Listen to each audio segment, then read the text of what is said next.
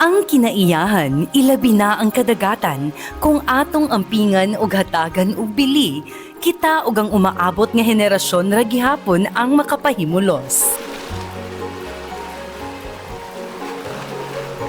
Nagagamay na gyud ning akong kuha nga tamban. Ngano ka?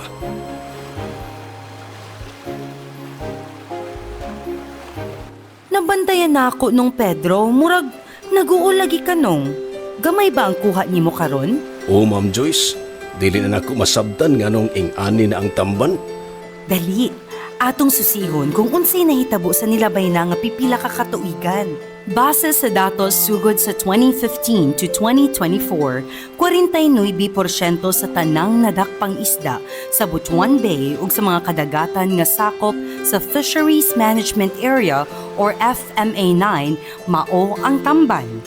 Dugang paniini, 90% sa mga nadakpang tamban mga juvenile or bata pa nga isda ug 10% lamang ang mature or katong dagko or hamtong na.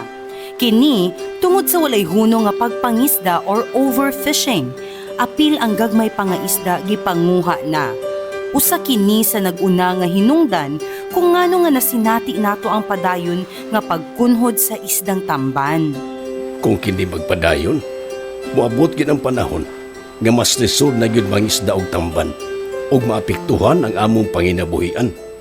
Sakto ka nung Pedro, mao nga kinahanglan nga atong panalipdan ang kadagatan. Sa tabang sa Philippine Fisheries and Coastal Resiliency o Fish Corps Project, atong ipatuman ang Sardines Fisheries Management Plan sa FMA9 nga nagtinguha nga mapalambo aron sa ingon nga paagi magpabilin ang kaabunda sa atong kadagatan. Pero unsaon man ang mga pamaagi sa pagpatuman ni Ma'am Joyce, dili ba kaha mosamot ang kalisod nga among basinati? Apil sa plano nga limitahan sa 50% ang pagpangisda sa tamban, pinaagi sa hugot nga pagpatuman sa RA 10654, labi na ang pagdili sa illegal, unreported o unregulated fishing.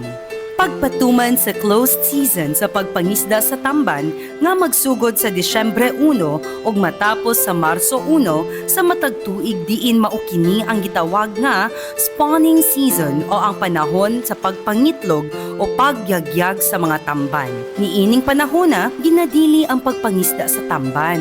Og ang pagmenos o pagkunhod sa gidaghanon sa adlaw sa pagpangisda alang sa pipila ka matang nga kagamitan sa pagpangisda. Mao kini ang mga klase sa panagatan nga gidili sa paggamit sa panahon sa pagpatuman sa closed season sa tamban. Bagnet, ringnet, scoop net, drift gill net, encircling net, purse seine. Pero unsaon na lang ang among panginabuhian? Sumala sa plano, magpatuman og mga programa nga makatabang sa mga mangingisda ug mga lakang aron masiguro nga magmalampuson ang programa, diin ang mga mangingisda dili maapektuhan ang panginabuhian.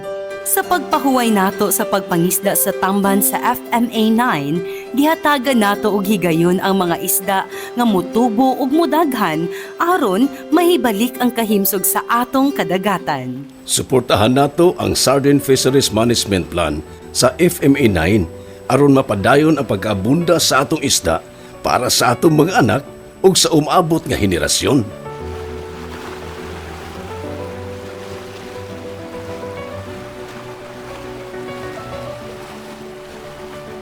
Kini nga pahinumdum gikan sa Philippine Fisheries and Coastal Resiliency con Fish Corps Project sa Department of Agriculture, Bureau of Fisheries and Aquatic Resources con DA BFAR Caraga.